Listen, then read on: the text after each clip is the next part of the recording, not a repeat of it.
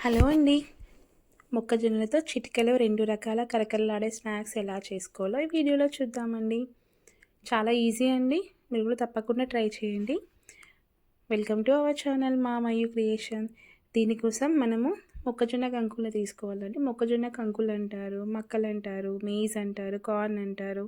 ఇలా రకరకాల పేర్లతో పిలుస్తారండి. వీటికైతే మనము స్వీట్ కార్న్ కాదు, నార్మల్ కార్న్ తీసుకుంటున్నాము. స్వీట్ కార్న్‌తోని స్నాక్స్ చేయమని నార్మల్ కార్న్‌తో చేస్తాము. ఈ కార్న్‌లు కూడా బాగా ముదురుగా కాకుండా, లేతగా కాకుండా ఈ టైప్‌లో ఉండేవి తీసుకోవాలండి. అయితే మనకి టేస్ట్ అనేది కరెక్ట్‌గా బాగుంటుంది. లేతగా ఉంటే మనం ఇలా పీల్ చేసుకోవడం కష్టమవుతుంది.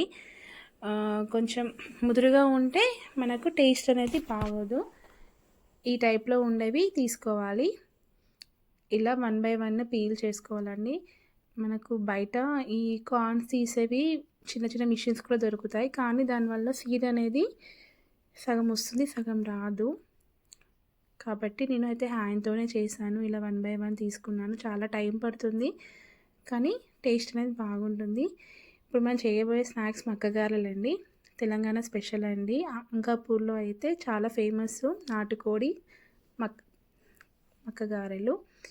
మనం పీల్ చేసిన పీసెస్ని ఒక బౌల్లోకి తీసుకున్నాను. దాంట్లో కొంచెం 1 స్పూన్ జీలకర్ర, వెల్లుల్లి, పచ్చిమిర్చి తీసుకున్నాను.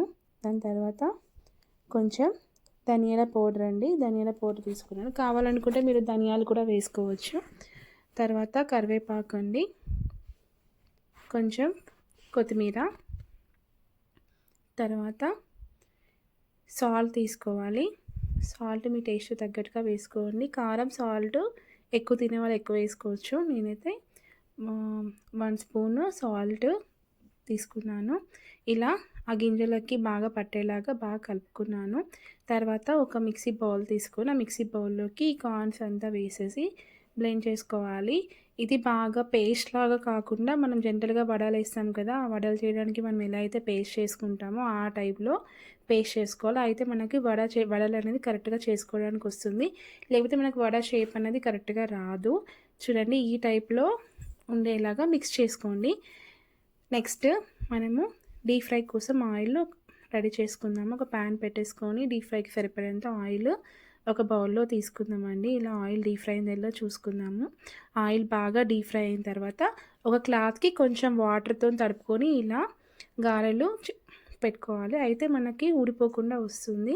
దీన్ని మనం డీప్ ఫ్రైలో ఆయిల్లో వేసేసుకొని డీప్ ఫ్రై చేసేసుకోవాలి. చాలా ఈజీ అని మీరు కూడా ట్రై చేయండి. చాలా బాగుంటుంది. కార్న్స్లో కాల్షియం అనేది ఎక్కువ ఉంటుంది. కొంతమంది కాల్షియం ఎక్కువ ఉండే పదార్థాలు తినలేకపోవచ్చు. ఇలా గారెలో చేసుకొని తినడం వల్ల మనకు కాల్షియం అనేది ఎక్కువ వస్తుంది. బాగా ఆయిల్లో డీప్ ఫ్రై అయ్యేంత వరకు డీప్ ఫ్రై చేసేసుకున్న తర్వాత తీసి పక్కన పెట్టేసుకుంటున్నాను.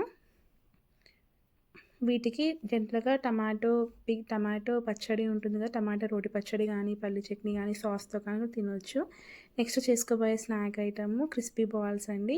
ఇందాక మనం ఏదైతే పేస్ట్ చేసుకున్నామో అదే పేస్ట్ యూస్ చేసి ఈ స్నాక్స్ చేస్తున్నాను.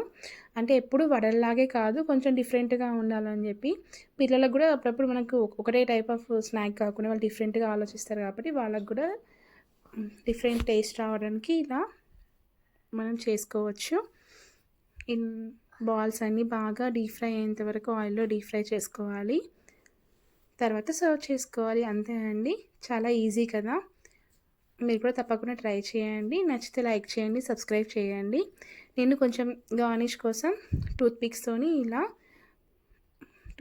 ఇలా గుచ్చేసి పక్కన పెట్టేసుకున్నాను. ఇది కూడా టమాటా కష్టంతోని తినొచ్చు. చాలా బాగుంటుంది.